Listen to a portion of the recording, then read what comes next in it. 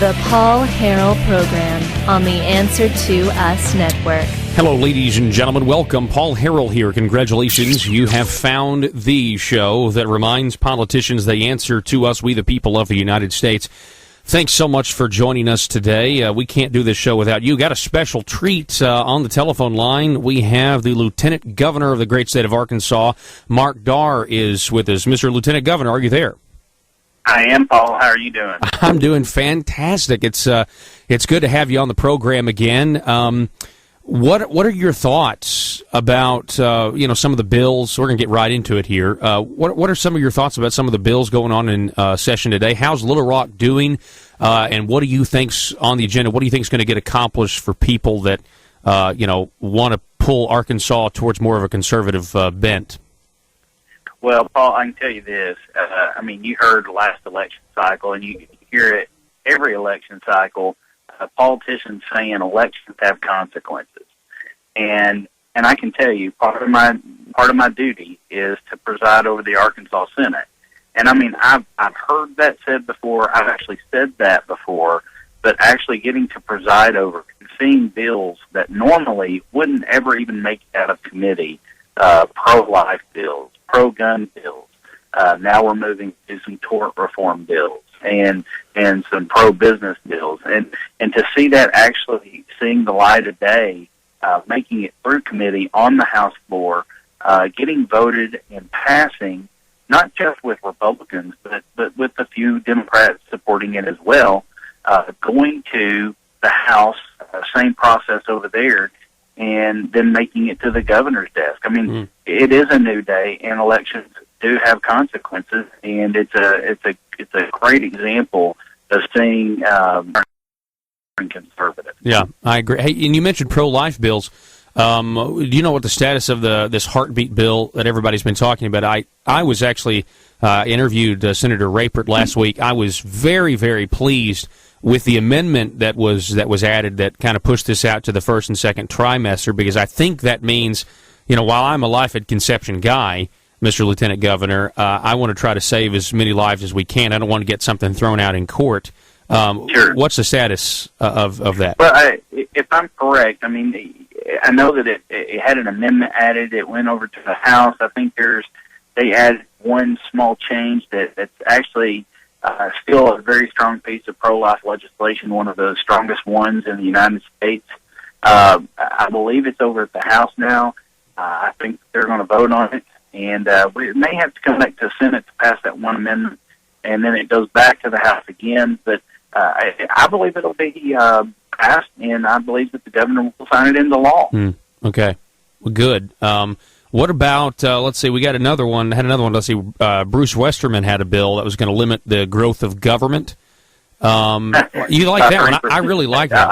I love that bill because, through my campaign, I preached, hey, we need to run the government like a business. Well, let's do it then. And Representative Westerman is actually putting his money where his campaign was and where all ours was.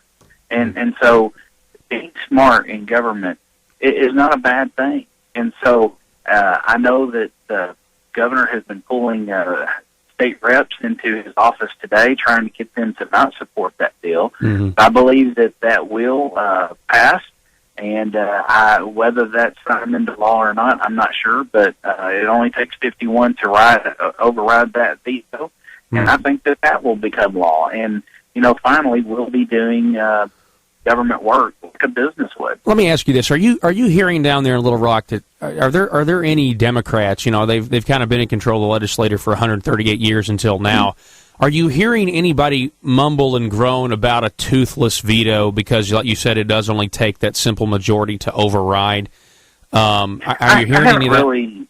No, not necessarily. I haven't really. The veto hasn't really been talked about that much, and I say that because Governor Beebe does respect the process of people electing their state reps and their state senators and letting them make the laws. He does have to sign it in there. Now, if it's something he very, very strongly disagrees with, will he sign it? I'm not sure, but he does respect that process. He said that time and time again, and I have to believe him on that word. And so I don't know that the veto would even come into play. I don't even really think that that's a focus right now. Yeah. Okay, switching topics. The Jonesboro Sun reported today, and I know we want to talk a little bit about 2014 races. So speaking of that, Jonesboro Sun reported today that you have decided not to seek the governor's office in 2014, Mr. Lieutenant Governor. And I guess I was wondering what made you come to that conclusion. Why are you not going to try to seek the higher office? Well, I'm not necessarily not seeking a higher office or a different office. Kim and I haven't really made anything public yet, except the decision that we made to not run for governor. Okay. I've been honored, I've been humbled, I've been blessed to be the Lieutenant Governor of Arkansas, and I don't take that lightly. I really don't. But I've really tried to never make this about me personally or my ego. When I got into this, I've preached teamwork, teamwork, teamwork. Let's build a team. Let's change Arkansas. Well, when you have a team, let's say, for instance, the Dallas Cowboys. I mean, the players change all the time, but the team should remain. And so the coach's job is to put the best players on the team that they can field. And I think right now for our governor, with having a new Republican conservative legislature, that we need the experience that Asa Hutchinson brings. And, that took a little to get over my ego because, hey, I am the Lieutenant Governor of Arkansas. I have won statewide. But, I want to do what's right for our party, but I want to do what's right for our state. Okay. And I really think that Asa brings that experience that we need not just in our governors, but we need that also in our party. And he can do tremendous party building. He has history doing this, and I just think that he is the right person for the job in 2014. Now, what made you go ahead and you mentioned Asa? Go ahead and come out and endorse him this early. There is another declared candidate. Curtis Coleman has declared. Actually, he hasn't. Well, yeah, he's going to declare, I guess, next week, according to the paper, according to reports. Well, if you're going to go that, I think he declared about 3 days after the last election. But my job here. What do you mean by that? Well, 3 days after the last election. He's been talking about it the whole time, and here's the deal: I don't dislike Curtis. I like Curtis a lot, and I know that this probably hurt his feelings. But at the same time, why did I do it now? I did it for multiple reasons. One, I did it because I've always had a history of when I decide to do something, I don't think that it should be within me to withhold that. I think that the citizens of Arkansas like me for my bluntness and for my honesty. Am I right all the time? Absolutely not. But I think in this scenario I am. And another reason is, this is a decision that Kim and I have made to support Asa because, listen, the Democrats aren't going to give this seat away. Yeah. I don't care who wins for it. Just because we gained the majority in our House and our Senate, that doesn't mean that they're just going to say, okay, we'll take the governor's mansion now. And so we need to field a strong candidate. Asa fits that bill. We need to field an experienced candidate. So do you think the primary process then in this particular case, is it your position that the primary process would not help, let's say, maybe diversify the ideas out there and be able to listen to? We don't know. There may be more candidates that get in. And hey, there very well could be. And no, I'm not against the primary at all. I am. If 20 people decide they want to run for governor on the Republican ticket, hey, I'm sure the Republican Party of Arkansas will definitely take their money. But the end of the day, we need to unite behind one candidate. And that candidate needs to have the ability to raise the money necessary and the experience necessary and the support necessary to defeat the Democrat in November of 2014. And listen, I believe that person to be Asa Hutchinson. If I'm wrong, I'm wrong. So you think so it's part of it has to do with money. You think that Asa Hutchinson is going to be able to raise more money than, say, someone like a Curtis Coleman. That's your position. I think Asa would raise more than me, too. It's nothing against Curtis. No, I understand that. I'm just saying, there are people on the right, though, that maybe would take a little issue with that because. Well, I've had people take issue already with me. Some of them from your area, and that's one reason why I like to be on your show today. It's nothing against people. It's nothing against the process. I mean, I had somebody run against me in the primary, and I think that made me a better candidate. And I think primaries are good. And whether that person is Curtis, Sheffield, Nelson, or candidate X that we don't even know yet, I believe that person is going to make Asa a better candidate and prepare him for the general election. So, no, I'm not against that at all. Okay, so do you? Let me ask you this. Let me ask you this way. Do you think Asa and somebody like Curtis Coleman, do you think that ideologically they're the same, and what put you over the top was that Asa can, or are there different ideas that actually differentiate between you two, or between Asa? I'm not going to get in. I'm not getting in here on your program to dog a Curtis out. I mean, listen, I don't have anything. It's not up to me to judge Curtis's motives. But I have visited personally with Asa and his wife over the last few months, and I believe his motives to be good. I believe it's to benefit the state of Arkansas and not his personal agenda. I just think that you look at somebody who doesn't necessarily need this, and I don't think that Asa necessarily needs this. And I'm not saying Curtis does either. But to me, it's just a person who I feel more trusting in at this time. I kind of lost my train of thought there. Well, no, okay. I understand what you're saying, and I honestly can see the logic behind it. To be quite honest with you, I will say some of the things that I've heard, because people have been talking. They know that this is going to be a primary at this point.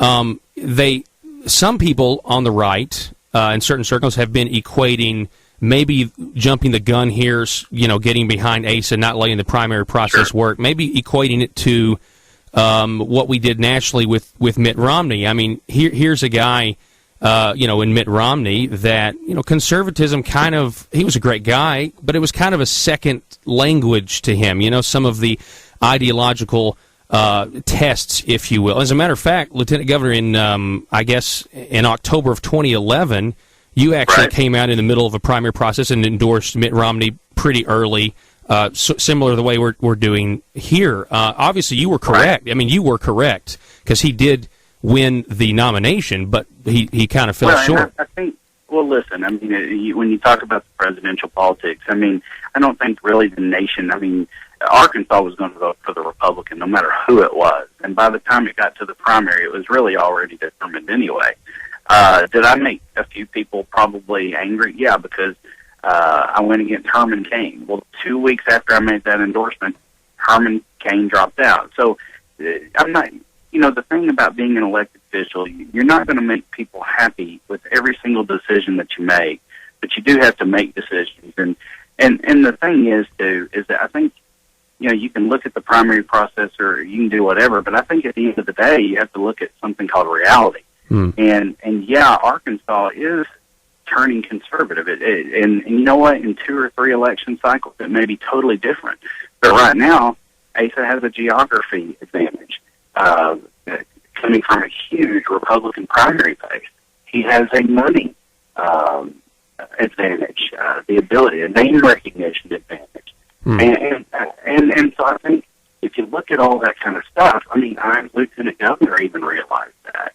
And there are 6 other constitutional officers that one could run for and potentially win and actually benefit the team. And so I think at the end of the day, you have to look at reality. Well, with all due respect, just for me sitting behind the microphone every day the way I do, the argument you just made, to me, sounds like similar to the argument of a Mitt Romney. He was name recognition, that kind of thing. And again, you mentioned the fundraising. I feel like Mitt Romney had the fundraising going on. I mean, that's how he won. He outraised so many people. But there are people in the grassroots that are kind of asking these questions, and I'm one of them, quite frankly. Are we going to go with fundraising capabilities, or are we going to maybe go with principle? And so I guess I ask the question again. Do you think Ace is a man of principle, or is it just about the fundraising? No, I actually, I'm like I said, I'm not going to get personal about any other person in the competition, but I actually feel like he's more principled than any other person that is and could run for that race, or else I wouldn't support him, regardless on the money, regardless of the geography. And I do believe in the primary process. I believe in the grassroots process. That's how I won. I mean, I got in a truck and I drove around the state. I didn't have any money. Yeah, I did have a geography advantage over my opponent. I didn't have any name ID. So I definitely believe in the primary process. But I also believe in, if I'm in this every single day and I see what people do, not just on radio or on Twitter or on Facebook, but what they do individually and how they actually help the team as opposed to helping themselves, yeah, I mean, that's just, it's a personal decision at that point. And I've been told, by what do you mean? What do you mean by team? Are you meaning Republican Party? I just think that when you look at the big picture, when you look at the big picture, you have to see who has the ability at the end of the day, who has a better ability to win, and who should be the quarterback of that team. And right now, that person's not even me. So, I'm the one out of the three people that we talked about that actually have won a statewide race. Yeah. So no, it's not about money, but it is about putting yourself out there. And I think that Asa has been tested. I think he's already been vetted. We know every single thing about him. And I believe that there's other things that will surface on other people if they decide to enter the race that would cause people to take note that maybe they don't know. And so I like Asa. He's been vetted. He's experienced. He does have the ability to raise money, and you know what? That is important. And he has the desire, and I think that he will make a great governor. Are you hearing a lot of people, kind of switching topics a little bit, are you hearing a lot of people upset with the growing centralized power in Washington, D.C.? And are there people that you're talking to that are maybe ready to, ready for maybe Arkansas, as we're going conservative, to maybe kind of push back a little bit or find other like-minded states that can do that as well? Well, I think that is a reality. I mean, when you look at D.C. and you have a Senate that hadn't passed a budget, and gee whiz, I don't know how many days it's well over 1,300 or 1,600. I mean, it's way up there. And when you see that they're definitely not practicing what they preach, I mean, we definitely as a state need to push back and say, hey, listen, there's no such thing as free money. We've talked about it, but there's no such thing as free money. Even on our Medicaid expansion that certain people want to do in our state. Well, the feds will pay for it for 3 years, but after that, guess what? We can't pay for it. Yeah. So that's the equivalent of somebody saying, hey, I'm going to go buy you a new truck, and for the first 2 years, I'm going to make the payment. But then after that, you have to flip the bill, and oh, by the way, you can't afford it. So, I mean, what do we do? Do we give that to people and then yank it out from underneath them? And so I definitely think there's a pushback, and at least here in Arkansas, we have people that at least ask the questions now. And that's a difference in this last election cycle, too, is that, one, we can ask the questions and we can wait on the answers. We just don't have to have it force-fed to us. Okay, one last question. We do want to push back. We've established that. So with, Asa Hutchinson does have experience in Washington, D.C. Do you think that that's going to make him a candidate that, if he gets the governor's office, you think he'll be able to do that? I mean, have you talked to him about that at all? I believe that he will stick up for the state's rights. I mean, you have a person that has stuck up for the state, even after this last election cycle when he thought redistricting was wrong. And I know that that's not from a national perspective, but he's on record to saying that how he was against Obamacare. And, there's a lot of difference from actually, and I'm not, please don't take cause with this or disrespect to this, but there's a whole lot of difference from actually being in the game, doing the job, and having a record, and just driving around the state and speaking to groups and saying, this is what should be done, And so I think you look at his record, it's a record of conservatism that no one else in the state has. And so I would put my money where his record is versus where somebody's speech is.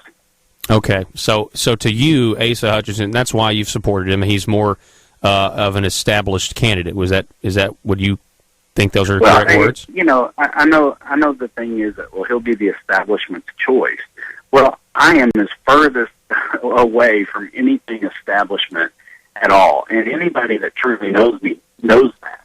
I mean, if I was an establishment person, I would have an ego the size of Texas, and I'd run for governor myself to hell or high water. And so I want to see our state change, not just for one election cycle, but for the next 100 years. And I feel like I was a part of that to some extent, and I feel like I can still be a part of that. But at the end of the day, who's going to be at every single position? Sure, we're going to have primaries. I may have a primary for lieutenant governor if I run for that again. Wherever I decide to run, I guarantee you I'll have a primary. And I'll have to prove myself. And Asa shouldn't be immune to that either. I'm not telling people not to get into the primary.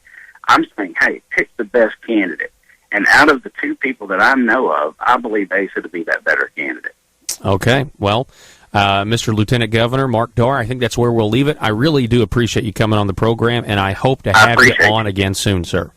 All right, thank you so much. All right, folks, we got to go to break. We will be back in just a minute. You're listening to the Paul Harrell program on the Answer to Us Network. Back in just a minute.